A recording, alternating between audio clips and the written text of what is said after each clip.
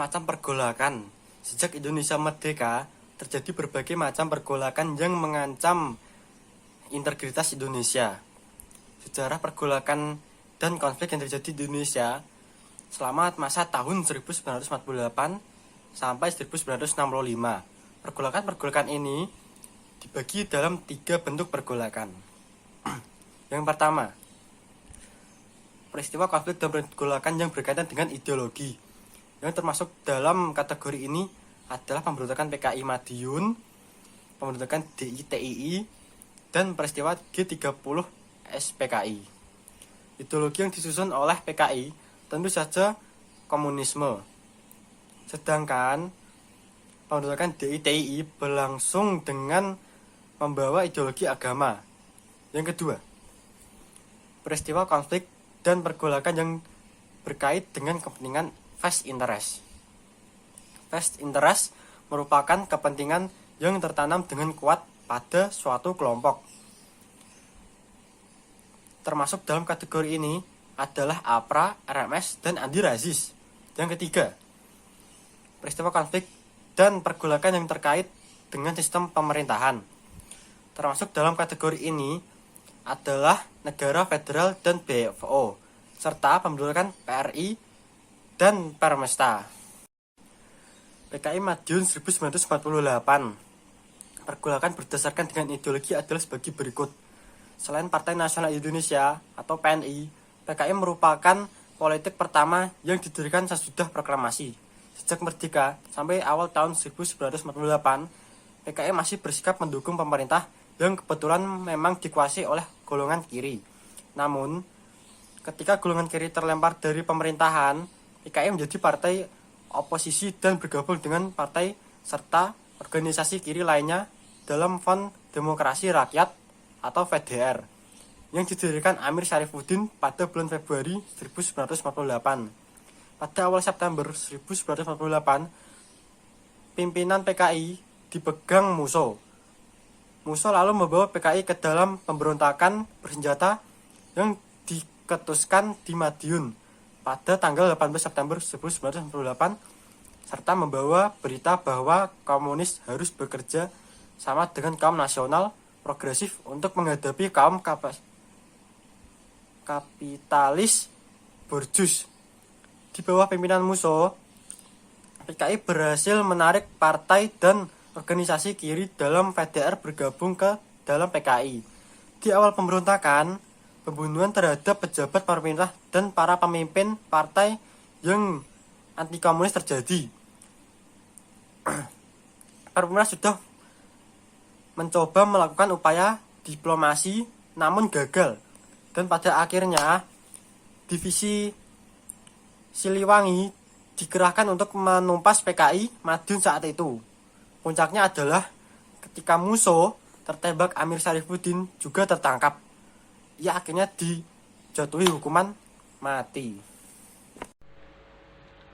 Cikal bakal pemberontakan DI atau TII yang meluas di beberapa wilayah Indonesia bermula dari sebuah gerakan di Jawa Barat yang dipimpin oleh SM Kartosoewirjo. Salah satu keputusan Renville adalah pasukan RI dari daerah-daerah yang berada di dalam garis Van Mock harus pindah ke daerah yang dikuasai RI. Divisi Siliwangi dipindahkan ke Jawa Tengah karena adanya Jawa Barat dijadikan negara bagian pasukan Belanda. Kekosongan ini akhirnya dijadikan kesempatan oleh Kartosoewirjo untuk merealisasikan cita-citanya. Lalu ia menyatakan pembentukan Darul Islam atau DI, negara Islam atau DI dengan dukungan TII dijadikan pada tanggal Agustus 1948. Saat pasukan Siliwangi kembali ke Jawa Barat, ia menolak mengakui pemerintahan RI di Jawa Barat. Kemudian operasi terpadu Pagar Betis digelar di mana tentara pemerintah menyertakan juga masyarakat untuk mengepung tempat-tempat pasukan DI atau TII berada. Melalui operasi ini pula Kartosoewirjo berhasil ditangkap oleh Sementara pada tahun 1962 ia lalu dijatuhi hukuman mati yang menandai pula berakhirnya pemberontakan DI atau TII Kartosuwiryo. B. Jawa Tengah. Di Jawa Tengah, awal kasusnya juga mirip di mana akibat persetujuan Redfield daerah Pekalongan Brebes, Tegal ditinggalkan TNI Tentara Nasional Indonesia dan aparat pemerintahan. Terjadi kevakuman di wilayah ini dan Amir Fatah beserta pasukan Hizbullah yang tidak mau di TNI kan negara mengambil alih. Ia kemudian ikut memproklamirkan berdirinya negara Islam di Jawa Tengah setelah Kartosuwiryo mengatakannya sebagai Panglima TNI di Jawa Tengah. Namun perlawanannya ini tidak berlangsung lama sebab kurangnya dukungan dari penduduk. Desember 1951 ia menyerah. Selain Amir Fatah, pemberontakan di Jawa Tengah juga dilakukan oleh Kiai Sumanglango. Ajakan pemerintah untuk berunding ditolak Kiai Sumanglango pada akhir Juli 1950. Kiai Sumanglango melakukan pemberontakan sesudah sebulan bertempur. Tentara RI berhasil menumpas pemberontakan tersebut. C. Kalimantan Selatan. Timbulnya pemberontakan DI atau TII Kalimantan Selatan ini sesungguhnya dikarenakan oleh anggota ALRI Divisi 4 yang merasa kecewa karena diantara mereka ada yang harus demobilitas atau mendapatkan posisi yang tidak sesuai dengan keinginan mereka. Di antara mereka kemudian ada yang mencoba menghasut mantan anggota ALRI yang lain untuk memberontak. Di antara para pembelot mantan anggota ALRI Divisi 4 adalah Letnan 2 Ibnu Hajar. Ia berhasil mengumpulkan banyak pengikut terutama di kalangan anggota ALRI Divisi 4. Kecewa terhadap pemerintah, Ibnu Hajar menamai pasukan barunya sebagai Kesatuan Rakyat Indonesia yang tertindas KRLYD. Kerusuhan terjadi, berbagai penyelesaian damai coba dilakukan pemerintah, namun upaya ini terus mengalami kegagalan. Pemberontakan pun pecah. Akhir tahun 1945, Ibnu Hajar memilih untuk bergabung dengan pemerintah DI atau TII Kartosuwiryo yang menawarkan jabatan sebagai Panglima TII Kalimantan. Konflik dengan tentara Republik pun tetap terus berlangsung bertahun-tahun. Pada tahun 1963, Ibnu Hajar menyerah. Ia berharap mendapat pengampun, namun pengadilan militer menjatuhi hukuman mati. Selanjutnya ada dari Sulawesi Selatan. Pemberontakan DI-TII terjadi pula di Sulawesi Selatan di bawah pimpinan Letnan Kolonel KH Muzakar, yang disebabkan akibat ketidakpuasan para bekas pejuang gerilya terhadap kebijakan pemerintah dalam membentuk tentara republik yang dilakukan di Sulawesi Selatan. Selama masa pemberontakan, KH Muzakar pada tanggal 7 Agustus 1953 menyatakan diri sebagai bagian dari Negara Islam Indonesia Kartosuwiryo. Pemberontakan yang dilakukan KH memang memerlukan waktu lama untuk menumpasnya. Pemberontakan baru berakhir pada tahun 1965. Di tahun itu, KH Muzakar tewas tertembak dalam suatu penyergapan. Selanjutnya ada Aceh. Di Aceh, pemicu langsung pecahnya pemberontakan adalah ketika pada tahun 1950, pemerintah menetapkan wilayah Aceh sebagai bagian dari Provinsi Sumatera Utara. Para ulama Aceh yang tergabung dalam Persatuan Ulama Seluruh Aceh menolak hal ini. Bagi mereka, pemerintah terlihat tidak menghargai masyarakat Aceh yang telah berjuang membela republik. Mereka menuntut agar Aceh memiliki otonomi sendiri dan mengancam akan bertindak bila tuntutan mereka tak terpenuhi. Tokoh terdepan pusat dalam hal ini adalah Daud Bereh. Pemerintah melakukan jalan pertemuan, namun akhirnya gagal. Pada tahun 1953, setelah Daud Bereh melakukan kontak dengan Kartosuwiryo, ia menyatakan Aceh sebagai bagian dari Negara Islam Indonesia. yang dipimpin oleh Kartosoewirjo. Akhirnya, pemerintah mengakomodasi dan menjadikan Aceh sebagai daerah istimewa pada tahun 1959. 3 tahun setelah itu, Daud Bereh kembali dari pertemuan yang telah selesai. Ia mendapat pengampunan. Berikutnya ada G30 SPKI, yaitu salah satu pergolakan yang berkaitan dengan ideologi yang dilakukan oleh golongan muda pada peristiwa PKI Madiun, yaitu Aidit dan Lukman yang berhasil melarikan diri pada saat itu. Pada peristiwa ini, ada berbagai teori mengenai dalang dari pemberontakan ini. Yang pertama, G30 SPKI merupakan persoalan internal Angkatan Darat. Yang kedua, dalam G30 SPKI adalah Dinas Intelijen Amerika Serikat atau CIA. Yang ketiga, G30 SPKI merupakan pertemuan antara kepentingan Inggris dan Amerika Serikat. Yang keempat, Soekarno adalah dalang G30 SPKI. Yang kelima, tidak ada pemeran tunggal dan skenario besar dalam peristiwa G30 SPKI atau teori chaos. Yang keenam, Soeharto sebagai dalang G30 SPKI. Dan yang terakhir, dalang G30 SPKI adalah PKI itu sendiri. Beberapa pahlawan revolusi yang gugur yaitu 1. Jenderal Ahmad Yani, 2. Mayor Jenderal Siwondo, 3. Brigjen TNI Donald Ishak Panjaitan, Majen MT Haryono, Majen R. Suprapto, Majen TNI Sutoyo Siswomiharjo, dan Kapten Pierre Tendean.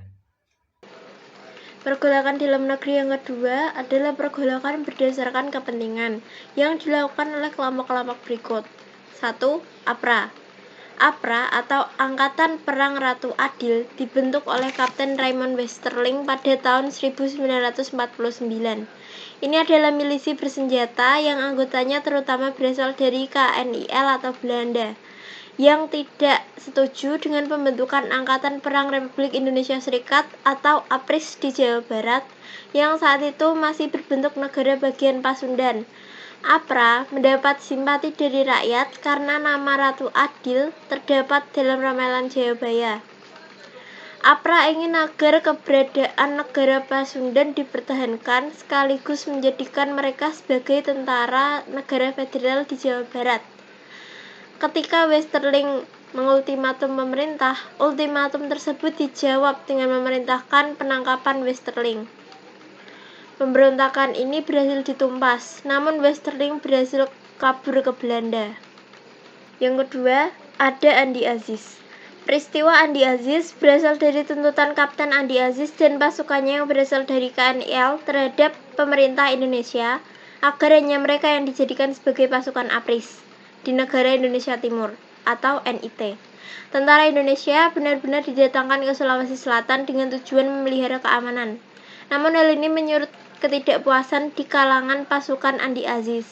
Ada kekhawatiran dari kalangan tentara KNIL bahwa mereka akan diperlakukan secara diskriminatif oleh pimpinan APRIS.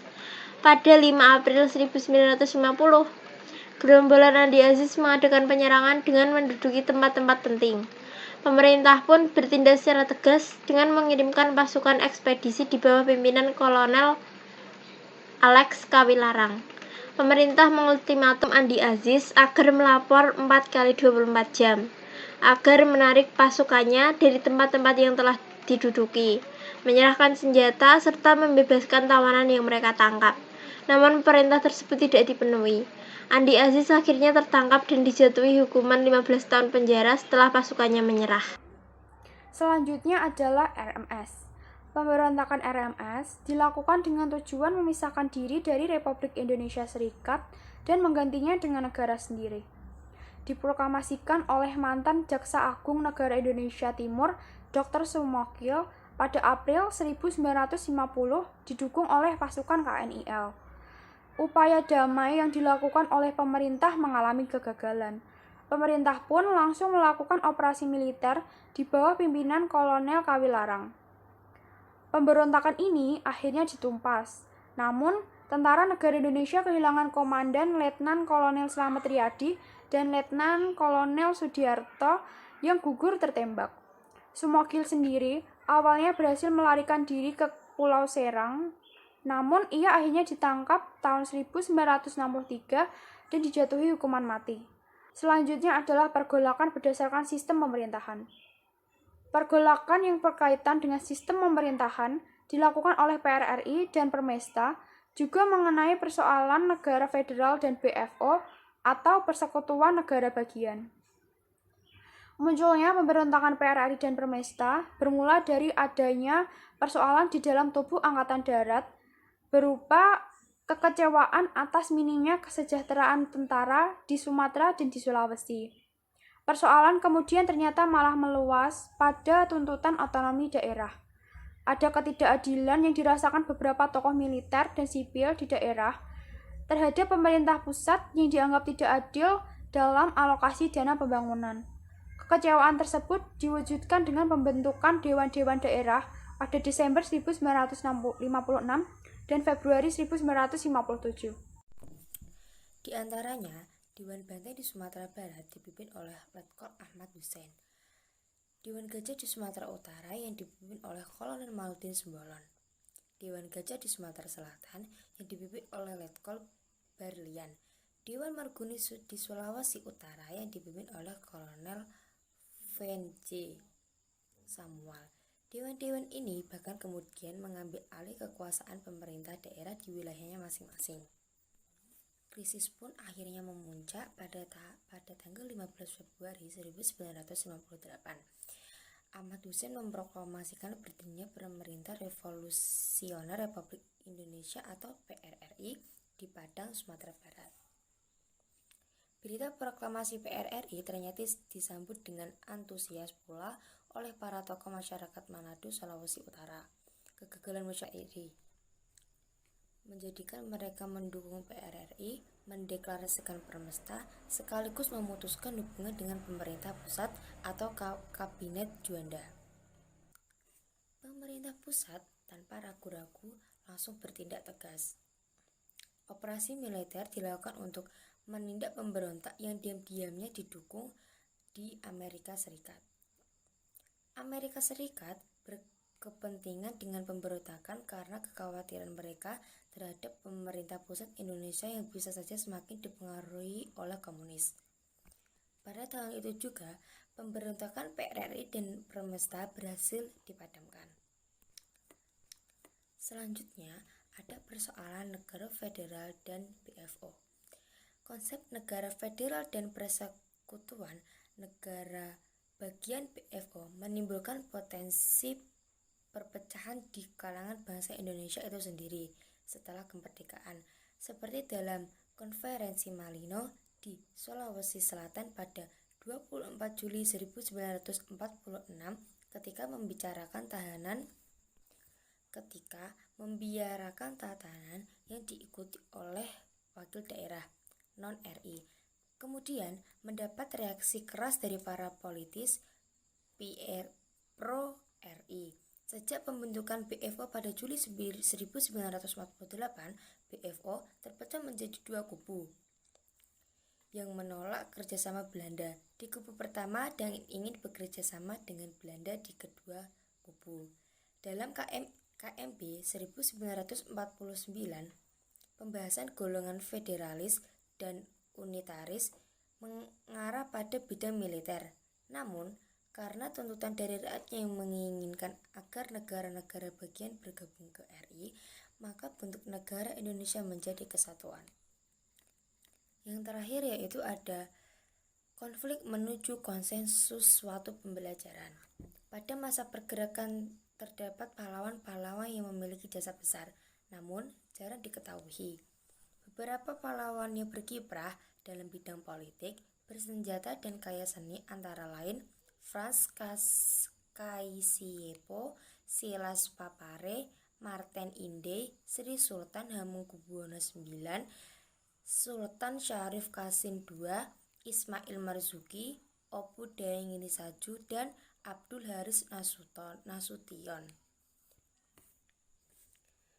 Dari pahlawan-pahlawan tersebut dapat diambil hikmah, yaitu 1. Kesadaran terhadap pentingnya integrasi bangsa. Yang kedua, teladan para tokoh-tokoh persatuan.